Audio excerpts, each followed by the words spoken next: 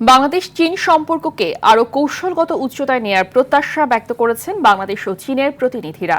রাজধানী Bangladesh institute of international and strategic study BIISS এর অডিটোরিয়ামে কম্পারেটিভ গভর্নেন্স ফোরাম এর উদ্বোধনী অনুষ্ঠানে কথা বলেন বক্তারা। অনুষ্ঠানে বাংলাদেশে নিযুক্ত চীনের রাষ্ট্রদূত ইয়া ওয়েন বলেন, সাম্প্রতিক উচ্চ পর্যায়ের যোগাযোগের মাধ্যমে দুদেশের সম্পর্ক নতুন উচ্চতায় পৌঁছেছে। প্রধানমন্ত্রী পররাষ্ট্র বিষয়ক উপদেষ্টা Humayun Kabir belt and road উদ্যোগ, অবকাঠামো উন্নয়ন ও আঞ্চলিক যোগাযোগে চীনের সঙ্গে সহযোগিতা আরও জোরদারের উপর গুরুত্ব দেন।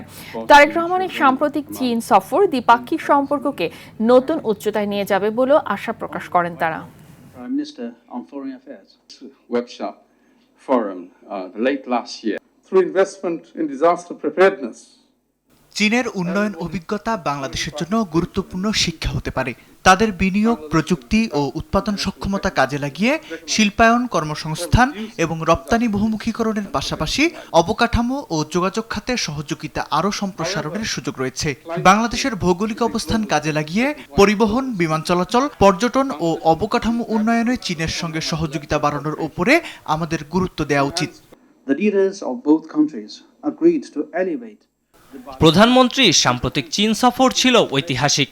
এর মাধ্যমে পারস্পরিক সমঝোতা ও সহযোগিতার নতুন দ্বারপ্রান্ত উন্মোচিত হয়েছে। তিস্তা নদীর সমন্বিত ব্যবস্থাপনা, মংলা বন্দরের আধুনিকায়ন এবং চীন, মিয়ানমার, বাংলাদেশ অর্থনৈতিক করিডোর এগিয়ে নেওয়ার বিষয়েও ইতিবাচক অগ্রগতি রয়েছে।